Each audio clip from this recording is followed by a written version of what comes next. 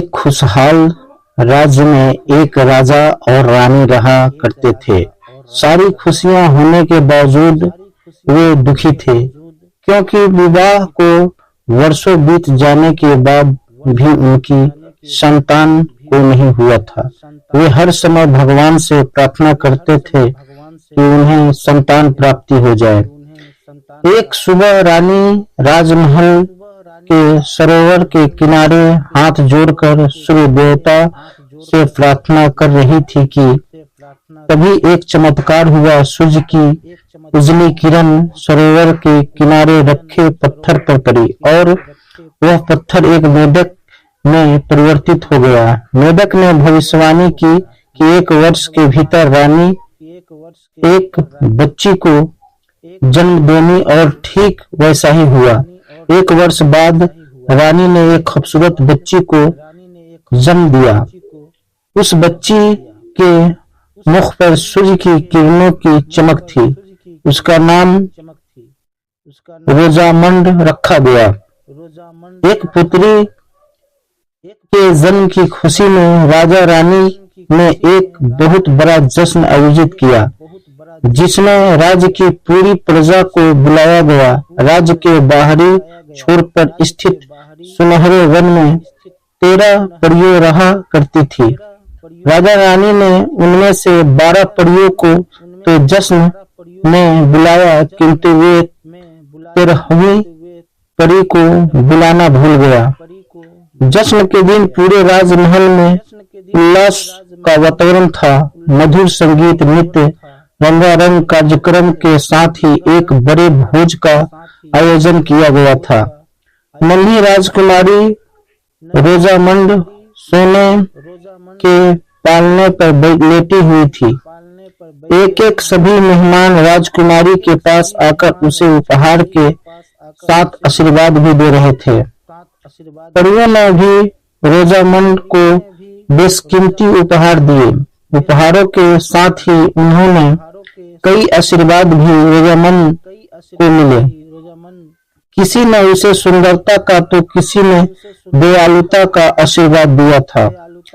किसी ने उपहार धन का तो किसी ने सुंदर मन का आशीर्वाद दिया था। यह सिलसिला 11वीं परी तक चला। 12वीं परी के आशीर्वाद देने के पहले ही 13वीं परी वहां आ गई। वह जश्न में न बुलाए जाने के कारण बहुत क्रोधित थी।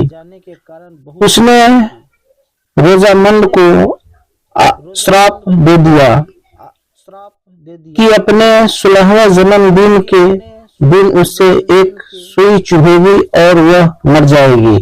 श्राप देकर 13वीं परी वहां से चली गई। जश्न के उपस्थिति सभी लोग अभावुक रह गए।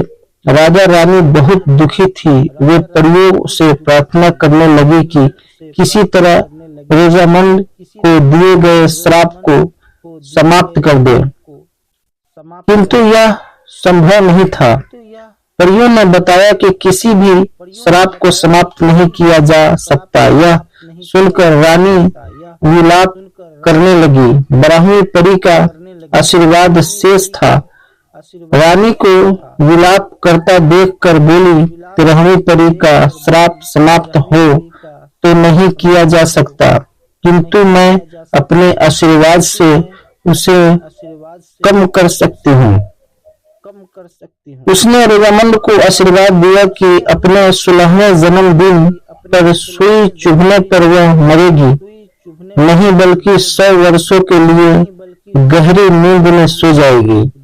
यह सुनकर राजा रानी का दुख कुछ कम अवश्य हुआ। उन्होंने 12वीं परी को धन्यवाद दिया। राजा रानी की इच्छा रोजामंड का विवाह दिखने की थी। वे परियों से बोले, अपने 13वीं परी का श्राप कम कर दिया। इस बात की हमें बेहद खुशी है, किंतु दुख ये है कि हम लोग रोजामंड का विवाह नहीं देख पाएंगे। जब 100 वर्ष एक बाद वह सोकर उठेगी, तब तक वह मर चुकी होगी। तब बारहवीं परी बोली, जैसे ही रोजामंद 100 वर्षों के लिए सोएगी, राजा रानी सहित पूरी प्रजा भी सो जाएगी। रोजामंद के जागने पर ही सब जाएंगे और रोजामंद नींद से तब जागेगी, तब एक सच्चा प्यार करने वाला राजकुमार उसे चुन लेगा। इसके बाद सभी परियां राजमहल से चली गई। परियों के जाने के बाद राजा रानी ने सेवकों से कहकर राजमहल के सारे चरखे और सुइयां नष्ट करवा दी। वे किसी भी सूरत में रोजामंद को दुष्ट परी से श्राप से बचाना चाहते थे। दिन बीतने लगे और रोजामंद बड़ी होने लगी। वह बहुत सुंदर और दयालु होने के बाद ही बुद्धिमान भी थी। समस्त प्रजा उसे बहुत प्रेम करती थी। आखिरकार रोजामंद का 16वां जन्मदिन आ ही गया था। राजा रानी ने इस अवसर को धूमधाम से मनाने के लिए शाम को एक बड़े जश्न और भोज का आयोजन किया था, किंतु वे चिंतित भी थे। उन्हें दुष्ट परी के श्राप के सच को हो जाने की आशंका ने घेर रखा था, किंतु पूरा दिन बीत जाने के बाद भी कुछ नहीं हुआ। शाम को एक सेवक रानी के पिता का पत्र लेकर आया, जिसमें लिखा था कि रानी के पिता की तबीयत बहुत खराब है। राजा रानी तुरंत रानी के पिता से मिलने निकल पड़े। राजमहल से जाने से पहले उन्हें अपनी विश्वास पात्र दासी डायना को हिदायत दी कि वह रोजामंद का ख्याल रखे और उसे राजमहल के बाहर जाने न दे। डायना ने भी उसे आश्वासन दिया कि वह रोजामंद को कुछ नहीं होने देगी। राजा रानी के जाने के बाद डायना साय की तरह रोजामंद को साथ रही, लेकिन जब वह भोजन बनाने में व्यस्त हुई तो रोजामंद छुपकर बगीचे में आ गई और वहां पक्षियों के साथ खेलने लगी। खेलते खेलते उसे एक फूल पर बैठी सुनहरी तितली नजर आई। उसे पकड़ने जैसे ही रोजामंद ने हाथ बढ़ाया, वह उड़ गई। रोजामंद उसे पीछे भागने लगी। उड़ते उड़ते तितली एक मीनार के सामने पहुंच गई। वह एक पुरानी मीनार थी और बड़ी ऊंची थी। रोजामंद ने मीनार के सामने पहुंचने पर तितली मीनार के भीतर चली गई। रोजामंद भी तितली के पीछे मीनार में चली गई। मीनार में गोलाकार सीढ़ियां बनी हुई थी। रोजामंद तितली के पीछे जाते हुए सीढ़ियां चढ़ने लगी। तितली उड़ते उड़ते मीनार के सबसे ऊपरी मंजिल पर पहुंच गई और उसके पीछे रोजामंद भी। मीनार के उस हिस्से पर एक छोटा सा कमरा था। तितली के पीछे रोजामंद उस कमरे में चली गई। वहां एक बूढ़ी औरत चरखा चला रही थी। रोजामंद ने कभी चरखा नहीं देखा था। वह आश्चर्य से उसे देखने लगी। बूढ़ी औरत ने जब सिर उठाकर रोजामंद को देखा तो रोजामंद ने पूछा, आप ये क्या कर रही हैं? मैं इस चरखे से सूत काट रही हूँ। क्या तुम भी सूत काटना चाहोगी? बूढ़ी औरत ने उत्तर दिया। रोजामंद ने कभी चरखा नहीं देखा था, इसीलिए उसका मन मूत्र तपने मचल उठा। वह चरखे के पास बैठ गई और चरखा चलाने लगी। बूढ़ी औरत ने उसे देखकर कुटिलता से मुस्कुराने लगी।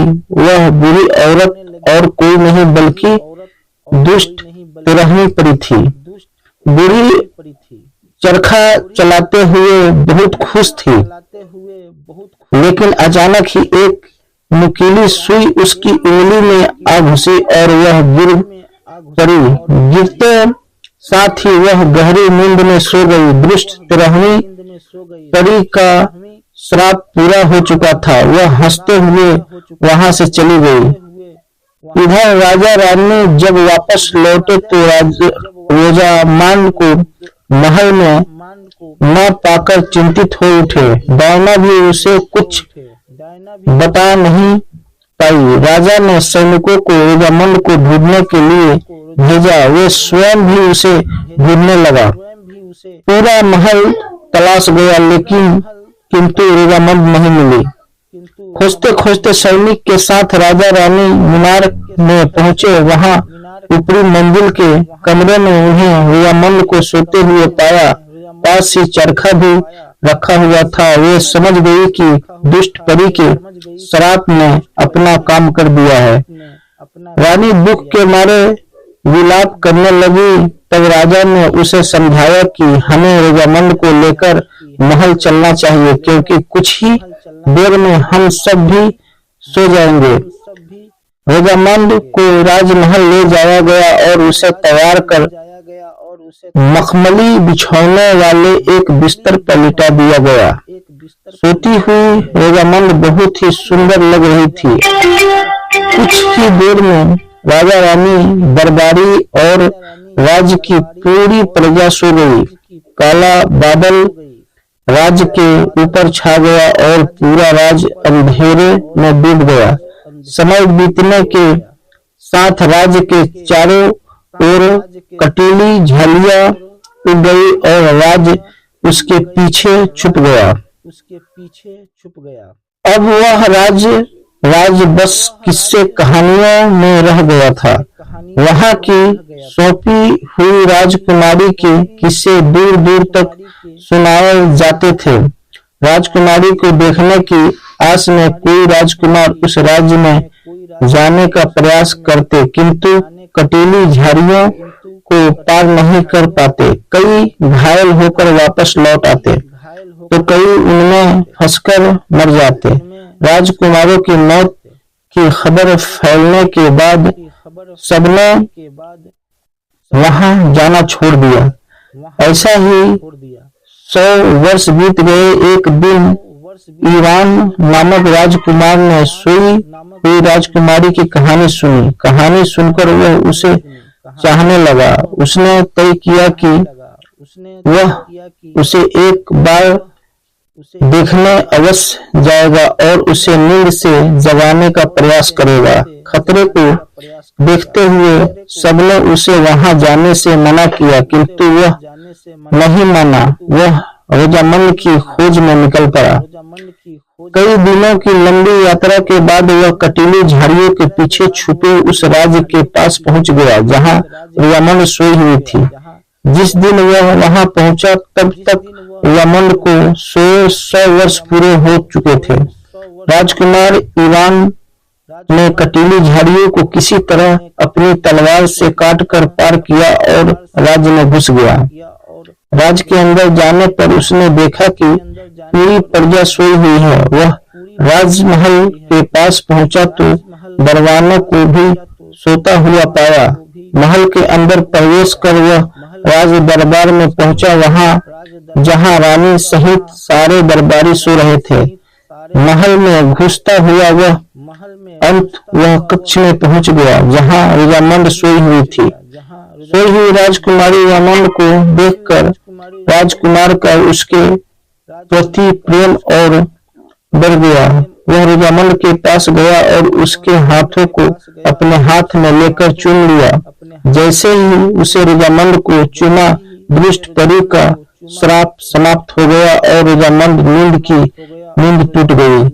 आंखें खोलते ही उसे एक सुंदर राजकुमार को अपने सामने पाया। वह जान गई कि यही वह सच्चा प्रेम करने वाला राजकुमार है जिसने उसे 100 वर्ष की गहरी नींद से जगाया है। राजकुमार ने रोजामंद को बताया कि वह उसे प्रेम करता है और उसे विवाह करना चाहता है। रोजामंद ने उसका यह विवाह प्रस्ताव खुशी खुशी स्वीकार कर लिया। दोनों उस कमरे से निकलकर राज दरबार पहुंचे तो देखा कि राजा रानी और सभी दरबारी भी नींद से जाग चुके हैं। सबने रोजामंद को राजकुमार ईवान का स्वागत किया। रोजामंद ने राजा रानी को राजकुमार से मिलवाया। राजा रानी राजकुमार से मिलकर बहुत खुश हुए। राजकुमार ने उन्हें रोजामंद का हाथ मांगा और राजा रानी ने खुशी खुशी रोजामंद का हाथ राजकुमार इवान के हाथ में दे दिया। राजमहल के ऊपर छाए काले बादल हट गए और वहां सूर्य फिर से चमकने लगा। सबने मिलकर सूर्य देवता की प्रार्थना की और उन्हें धन्यवाद दिया। उसी दिन रोजामंद और राजकुमार का विवाह कर दिया गया। जब रोजामंद और राजकुमार का विवाह हुआ तो सूर्य के आग का एक गोला निकला और दूर जंगल में बनी एक झोपड़ी पर जा गिरा। वह झोपड़ी में दुष्ट तरहवी परी की थी। झोपड़ी के साथ वह भी जलकर मर गई। रोजामंद और राजकुमार इवान की खुशी खुशी रहने लगे। दोस्तों, वीडियो अच्छी लगे तो लाइक करें, सब्सक्राइब करें और दोस्तों के पास शेयर करें। अपना ख्याल रखें। शुक्रिया।